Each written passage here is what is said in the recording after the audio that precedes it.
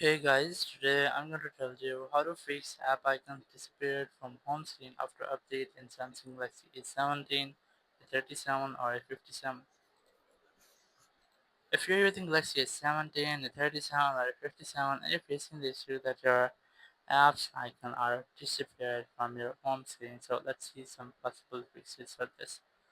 So the very first thing, it might be that your apps are moved to your app drawer, so you have to make sure that your app drawer is enabled, and here you must see your apps.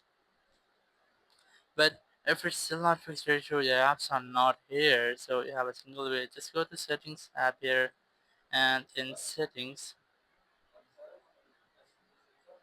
scroll down, go to apps. Here go to search for one UI,